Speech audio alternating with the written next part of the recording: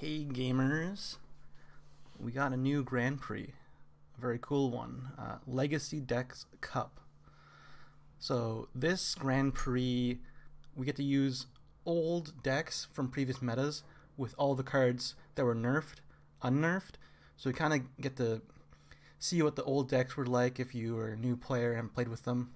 But for someone like me who's been playing since the game has come out, it's like super nostalgia. This is probably going to be a lot of fun. So I'm going to go over all the deck lists today. I'm going to say what's like pretty good about them, what maybe they're missing. Some of the decks aren't the perfect copy of the previous decks, probably for balance reasons. So I'm going to go over all the decks today. So it starts tomorrow from when I'm recording this video on 11 p.m. March 15th Pacific time. It's going to be the same kind of format as the previous Grand Prix with a Stage 1, Stage 2, and then Finals. First is PTP Forest. So PTP Forest is a deck from all the way from the beginning of Shadowverse, but really kind of got its tools in Darkness Evolve. It looks, really strong because it has the unnerfed Harvest Festival and Homecoming. So these were two cards that were first nerfed like all the way back in like the beginning of Shadowverse. So that's kind of crazy that we're getting to play with unnerfed Harvest Festival and Homecoming. Aside from that, it's kind of weird. Like Elf Muted Metallurgist wasn't really played. It'd probably be a third Water Fairy. But so aside from that, it looks like a pretty standard list. Next we have OTK Forest. So this is a deck that really came into its being in Bahamut, Rise of Bahamut, when Goblin Mage and Fina were released in the game. This looks like a more aggressive list. Actually no. Old Goblin Mage only pulled 2-drops before they nerfed her and made her so she can pull 1-drops as well. So having all of these 1-drops was pretty normal back in the day. So you ran a really aggressive list, and the only 2-drop you ran was Rhino Roach. And yeah, this looks pretty standard. Selwyn's command is a little bit weird, but aside from that, it's a pretty standard OTK Forest list from back in the day. Next we have Aggro Swordcraft. This looks like Aggro Swordcraft from Wonderland Dreams. Oh no, sorry. Perseus is from Starford Legends. So this is like right after. This is Starford Legends. Blade Hedgehog as well. Has unnerfed Ephemeria. She was nerfed to be 5 play points now. Before she was 4 play points. Same with Council of the Card Knights. It used to be 6. It is 6 play points right now, but used to be 5 play points. Pretty strong list. Super aggressive. Round Table Assembly pulling out 2 Juliets is like super good, especially if you have Ephemeria down. So you go like Ephemeria turn 4 into Round Table Assembly, do a stupid amount of damage. Next we have D-Shift Runecraft. This looks like Starforge Legends again because of Giant Chimera and Magic Owl. Again, another very strong list. I don't see much fault with it. Like maybe you'd want a 3rd Fiery Embrace instead of a 2nd Chain of Calling, but aside from that, very strong. We have Daria. Yeah, this is like old Daria from Rise of Bahamut, because you're running Time Worn Mage Levy, Demonic Strike, and Piercing Rune. Weird choices is Goblin Mage. Goblin Mage is to pull out Levy and Craig. Yeah, it's kind of odd. Usually didn't like having 2 Demonic Strike, 3 Piercing Rune, 1 Dance of Death is a little overkill. Same with having like Summon Ice Form and Rite of Exorcism, but I think they included these to kind of balance it out because this was a very, very strong list. You definitely want to have 3 Angelic Snipes back in the day. Of course, in the current Unlimited, the Daria looks much different and is way stronger than this. This is actually kind of a weaker version of Daria than we have now. But back in Rise of Bahamut in the first month, it was super strong before they nerfed Piercing Rune. Piercing Rune used to, when you evolved a follower, it used to cost 1 play point. Now when you evolve a follower, Piercing Rune costs 2 play points. But this is the unnerfed version. It's kind of neat. Moving on, we have Ramp Dragoncraft from Tempest of the Gods. A lot of cards were nerfed from this. And the list is kind of odd. Oh, looks like my webcam just died. I'll just keep on going without the webcam. It has Zell. Zell was nerfed from 2 play points to 4 play points because you can do the combo with Sahakil and Bahamut and Zell. So if you have 9 play points, you can use Sahakil to get Bahamut out without his fanfare. Then you play Zell, evolve Zell onto your Bahamut and do 13 damage Storm. Which was kind of crazy. This list is very odd because it runs like 1 Lucifer and 3 Ouroboros. 3 Ouroboros is kind of overkill. We kind of went back and forth between 1 and 2 Ouroboros because you definitely want to have 3 Grimirs and probably 3 Israfils. Genesis Dragon's not as good as Zeus. You'd want to have more Zeuses.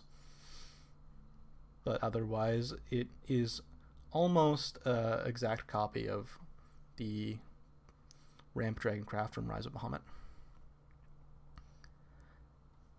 Next we have PTK Dragoncraft from Starforge Legends? Yeah, it's Starforge Legends. Yeah, looks pretty powerful. I don't see anything it's missing in particular. Staircase was nerfed to 2 play points, so we're running the old 1 play point Staircase, which was super good because Dragoncraft doesn't really have much to do on turn 1. Having this on turn 1 is really, really good. Aside from that, oh yeah, Prime Dragonkeeper got nerfed to 4 play points and got her stats changed. She was a 1-5, I believe, and then changed into a 1-4, I think. And Bahamut was a 11-11 that destroyed everything on board, including amulets, and it was nerfed into a 9-9 that doesn't destroy amulets. So we get to run the old Bahamut. I don't really remember too much about PDK from Starforge Legends. If it ran like Genesis Dragon and Bahamut as well. But definitely ran Forte because that's a very strong card. And runs 1 Erd to double up your Forte. Next we have Mid-Range Shadowcraft. This is probably my favorite deck. This is from Tempest of the Gods as well. It's a little bit strange. I don't like a Tentative Knight that much without having a Necro Assassin. So this deck doesn't run Necro Assassin, it runs Orthrus instead. This is the more aggressive version with Orthrus, Phantom Howl, Cerberus combo. I prefer the more mid-range version with Thane and like Necro Assassin. I like the more tempo version. This is more aggressive. But it still has the unnerfed Shadow Reaper, unnerfed Soul Squasher, unnerfed Prince Catacomb. So you kind of live the dream of going like turn 1 Skull Beast, turn 2 2-drop, turn 3 Prince Catacomb, turn 4 double Shadow Reaper, trade away all your stuff on board. have 2 giant Shadow Reapers, and then just do a bunch of damage. Finish them off with Phantom Howl. But yeah, this used to be a strong combo that we did run back in mid-range Shadowcraft, but it kind of just like, do you want to have this combo, or do you want to be more of a mid-range kind of removal-based deck? Like the Cerberus Phantom Howl was good. You definitely wanted 1 Phantom Howl in your deck, but if you don't have Necro Assassin, you have some problems against Ramp Dragon. Like, against Ramp Dragon, you kind of just wanted to have a back and forth removal fest until someone got something to stick.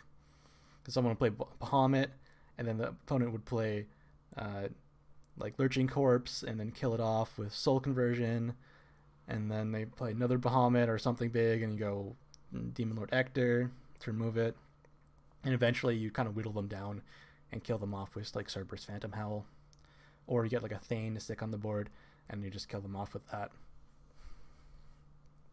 So I think they realized that that version might have been a little too strong, so they stuck to a more aggressive version. But still very good. Moving on, we have Neutral Bloodcraft. This is like trending on Twitter. This particular deck was what people consider the strongest deck in the whole of Shadowverse. Like, hands down. This deck's insane. You can tell from how many cards were nerfed from it. There was a whopping 7 cards in this deck that were nerfed. Starting with Baphomet. So Baphomet got nerfed from... He used to pull, I think it was 8 and higher cards from your deck. Like a Bloodcraft card. That was nerfed to... Or was changed, it wasn't really nerfed. It was changed to pulling any Bloodcraft card from your deck. And then he used to have an enhanced 5. When you pull the card from your deck, you also reduce its cost by, I think it was 3. So what you do is play Baphomet on 5, and you'd always pull your Spawn of Abyss and reduce its cost to 5, and then turn 6 you play Spawn of Abyss, which is like insane. This deck's a little bit strange because it runs Gruff Mountain Tier Captain. You tend, like, there's already too many 5-drops on the deck. You have Scarlet Saboteur and Baphomet. You don't really want Gruff as well. It's kind of like overkill. You'd rather have maybe another Razor Claw or some more removal. But yeah, it still has Tove, unnerfed Tove. So Tove was nerfed into a 2/2 that, yeah, it just wasn't not good. It used to be a 3/3. So you'd have a 2 play point 3/3, which would just dominate the early game. You dominate the early game. 4 play point Big Knuckle Bodyguard would make sure that you'd get the board back even if you managed to lose the board. It's just an insane deck. Also, Scarlet Saboteur could do 2 damage face before. Yeah, it's kind of a ridiculous deck. So it's going to be interesting to see how Neutral Bloodcraft fares against these older unnerfed versions of Ramp Dragon and Midrange Shadow, because those were nerfed right before going into Wonderland Dreams. Next we have Pain Bloodcraft. It's one of the particularly strong decks from Omen. It got 2 cards nerfed. Dark Feast Bat was nerfed from 7 to 8, and Floros was nerfed so that he couldn't be, invocated on turn 1 and 2. Yeah, it's a strong deck. It was definitely a strong deck. They can get some insane high rolls with Floros, but I don't know how it fares against like these older decks. But I guess I wanted to bring some stuff from the newer sets. Next we have another one of my favorites, Senko Havencraft. This is from Chronos, I believe. Or no, sorry. This is from Night Edge. Dawnblade Night Edge. It only had 2 cards nerfed. Sealed Tome used to be 0, now it's 1. And Tango Shrine used to be 4, now it's 5. 4 play point Tango Shrine is way stronger because like you playing a nothing on turn 5 is much worse than playing nothing on turn 4, because if you're going first, turn 4 is a particular turn where you just kind of want to stick something on the board because you know it's going to be removed by your opponent's evolve. So you want to play a minion that's either sticky, or you want to play a bunch of minions out on the board, a bunch of followers out on the board, so you have something left. But playing your key amulet on turn 4 was very, very strong, especially since White Fang Temple is 3 play points, so is Bashful Almijarj, or whatever her name is. These curved very well into your Tenko Shrine, and then from there you just you dominate if you get the Tenko Shrine on 4. I really like this deck. There's a lot of different strategies you could take, a lot of critical thinking. It's like it's a controlled players kind of deck. I really like this deck, so I'm glad that they included this. Can it beat like old Ramp Dragon with unnerfed Bahamut? Probably not, but at least it's like here. Next we have Neutral Havencraft. Neutral Havencraft was very strong after they nerfed a bunch of the blood cards from Wonderland Dreams. So we kind of had cycles in Wonderland Dreams. First we had Neutral Blood, they nerfed that. And then we kind of had Neutral Haven, and then they nerfed that. And then we got Neutral Rune, and they nerfed that. They just had a bunch of strong neutral decks, and they had to nerf them all. But particular cards were Princess Snow White and Lion of the Golden City. So Princess Snow White, she used to get full stats on Evolve, and they changed that so she only gets like a little bit of stats on Evolve. She got 1/1 I think before, so she became a 2/3 and now she just comes a 2/2. I have to check that, but yeah, they nerfed her. Goblin Leader used to cost 3 play points, now it costs 4. And Alice used to buff your board as well as your hand. Now she only buffs the attack. So you should buff +1/+1. Now she only buffs attack.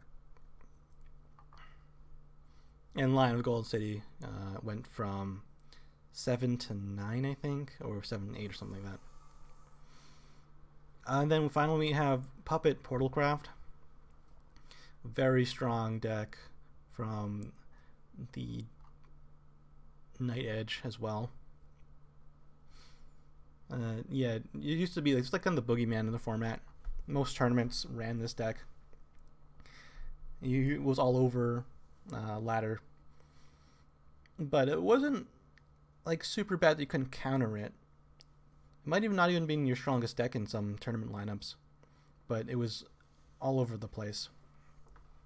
I kind of like this deck because, again, you do have the high roll factor with Kukuru and Sylvia and all of this crazy stuff you could do. But after you get to a certain point, if you're kind of even, you have to do a lot of thinking of how am I going to maneuver, how am I going to spend my puppets to end the game. Very, very strong deck. Again, I don't know how it fares against Tempest, Ramp Dragon, or Neutral Blood. I don't think it really beats those decks. It has some tools that can fight, but these old nerf decks are very, very powerful, particularly Neutral Bloodcraft, Midrange Shadow, Ramp Dragon, even like PDK Dragon. It's running like 2 Bahamuts and all this other stuff. It is kind of crazy. So yeah, this is going to be a fun format. Kind of pick whatever you want. I think a lot of these decks are pretty strong. Some of them are going to pop up a lot more often. Like, you're going to see a lot of Bloodcraft. I don't know if you get to choose the deck or if it's randomly assigned to you. Okay, so choose or create a deck to play against other players in a fixed number of matches. So you can create a deck as well. So you can probably create just a stronger version of these decks as well. And these are probably for players who don't have these old cards. Like someone like me who's been playing since the beginning, I have all of the cards, so I don't have to really worry about it. Yeah, so it's gonna be an interesting format. Be face to face. Be prepared to face a lot of neutral blood. Again, sorry for the camera issue. I just changed its USB, and suddenly just died on me. But thanks for watching. Hope you guys have a lot of fun. Tell me what you think about this Grand Prix format. And I'll see you guys next time.